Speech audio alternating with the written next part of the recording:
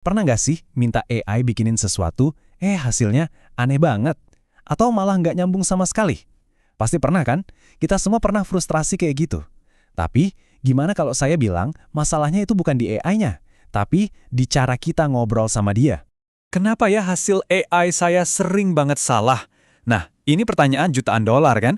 Kita tuh lihat potensinya gede banget, tapi kok ya hasilnya seringkali zong. Jauh dari yang kita bayangin. Rasanya tuh kayak ngobrol sama orang yang beda bahasa. Oke, sekarang yuk kita bedah bareng-bareng di mana sih miskomunikasinya dan gimana cara benerinnya.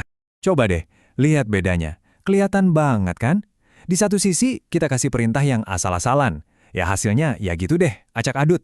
Tapi di sisi lain, begitu kita kasih perintah yang jelas, detail, spesifik, hasilnya jauh lebih kena sasaran.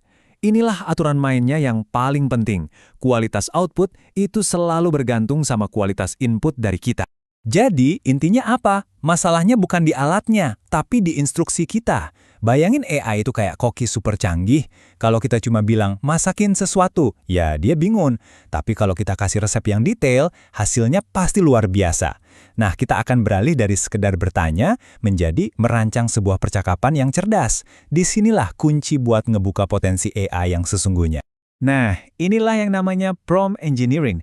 Kedengarannya kayak rumit dan teknis banget ya. Tenang, ini bukan soal coding kok.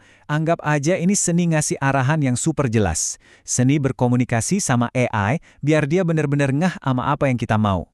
Dan disinilah game changernya. Bikin prompt yang keren itu bukan soal hoki-hokian, bukan tebak-tebakan. Ada prosesnya, ada metodenya. Sebuah cara yang bisa kita pakai terus-menerus buat ngubah ide yang masih acak adut di kepala, jadi instruksi yang super jelas dan hasilnya pun jadi konsisten. Dan kerennya lagi, proses ini tuh ternyata udah ada. Kita pinjam dari dunia desain. Kita bakal pakai sebuah kerangka kerja yang udah terbukti ampuh buat mecahin masalah-masalah kreatif yang rumit, yaitu design thinking. Yap, kita akan pakai ini buat merancang percakapan kita sama AI.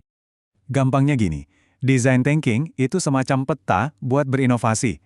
Kerangka ini ngajarin kita buat fokus sama kebutuhan pengguna. Dan di kasus ini, penggunanya siapa? Ya kita sendiri. Kita yang lagi berusaha dapetin sesuatu dari AI. Nah, inilah yang bakal jadi panduan kita buat ngebangun prompt yang jauh lebih mantap.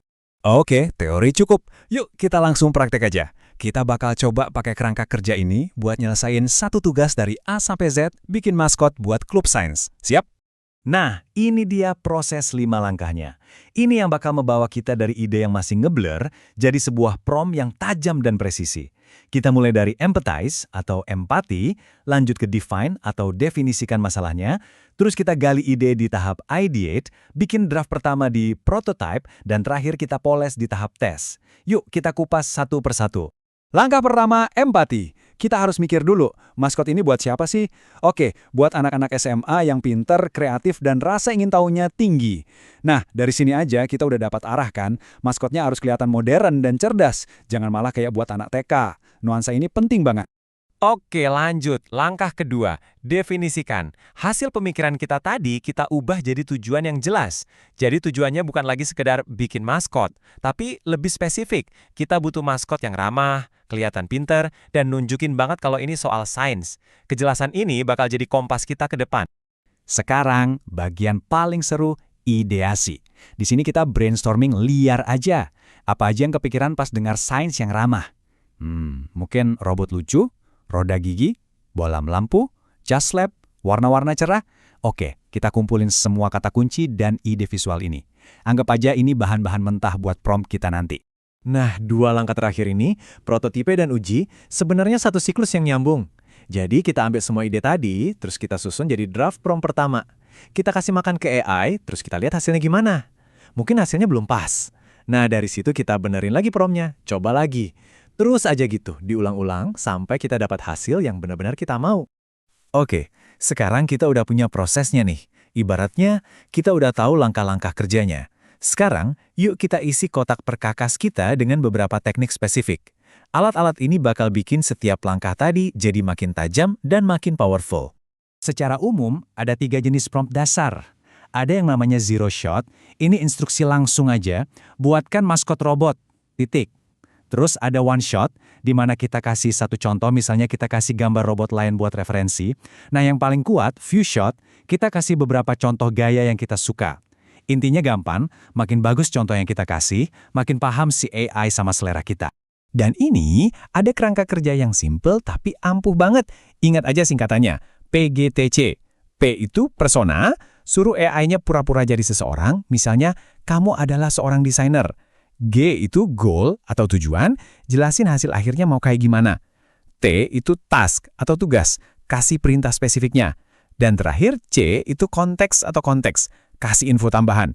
Gabungin keempatnya, dan boom! Ini resep rahasia buat bikin prompt yang luar biasa. Nah, setelah kita ngelewatin proses design thinking dan pakai semua alat di kotak perkakas kita tadi, inilah dia prompt finalnya. Coba perhatiin deh. Kita kasih dia persona, desainer maskot kreatif, tujuan yang jelas, tugas yang super spesifik, lengkap dengan gaya dan warna. Ini bukan lagi sekedar permintaan, tapi instruksi yang presisi banget. Oke, prosesnya udah kita rancang, promptnya udah kita rakit. Sekarang, waktunya kita lihat apa sih yang bisa lahir dari sebuah percakapan yang kita desain dengan matang ini. Dan ini dia hasilnya, keren banget kan? Inilah maskot yang lahir dari prompt yang kita rancang hati-hati. Kelihatan ramah, pintar, dan pas banget buat klub sains. Coba bandingin sama hasil yang asal-asalan di awal tadi. Jauh banget bedanya, bener-bener kayak langit dan bumi ya. Nah, inilah poin utamanya. Ini soal perubahan mindset. Kita harus berhenti sekedar menulis permintaan dan mulai merancang sebuah instruksi. Ini adalah perubahan fundamental yang bakal mengubah total cara Anda berinteraksi dengan AI selamanya. Jadi, saya mau tinggalin Anda dengan satu pertanyaan. Sekarang, Anda punya kunci buat merancang percakapan cerdas dengan AI. Batasan kreativitas Anda baru aja jadi lebih luas. Jadi, ide gila apa yang mau Anda wujudkan? Sekarang kendalinya ada di tangan Anda. Pertanyaannya adalah, apa yang akan Anda ciptakan?